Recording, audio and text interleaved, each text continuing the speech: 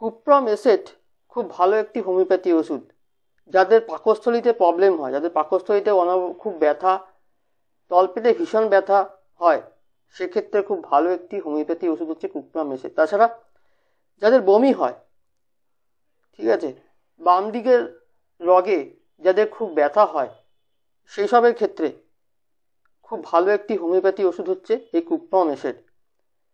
পাকস্থলীতে ব্যথা, খুবই ব্যথা, সহ্য করতে পারে না রোগী, তলপেটে খুবই ব্যথা হলে, যাদের তলপেটে এমন ব্যথা হয় যে রোগী বসে থাকতে পারে না, সবসময় শুয়ে থাকতে চায় এবং প্রচণ্ড ব্যথা করে, বমি বমি হয় অনবরত, সেক্ষেত্রে কুপ্রমেসেট কিন্তু খুব ভালো একটি হোমিওপ্যাথি ওষুধ।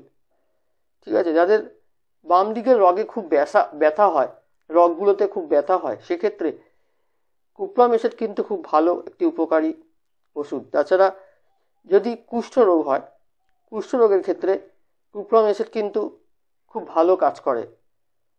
ঠিক আছে, তো যাদের কুষ্ঠরোগ হয় কিন্তু কুষ্ঠরোগে চুলকানি থাকে না, সেরকম কোনো ব্যাপার থাকলে কুপ্রমেসেট ইউজ করা যেতেই পারে।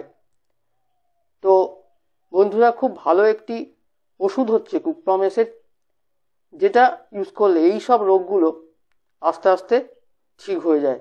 বমির মতো রোগ, বমি হলে, তলপেটে ব্যথা হলে, পাকস্থলীর যন্ত্রণা ব্যথা এসব থাকলে, বমি হলে, বাম দিকের রগে খুব ব্যথা হলে, ঠিক আছে, জিহ্বা অনবরত বাইরে বেরোচ্ছে আবার ভিতরে ঢুকিয়ে নিচ্ছে, সেরকম প্রবলেম হলে কোনো রোগীর অবশ্যই কুপ্রমেসেট ইউজ করা যেতেই পারে।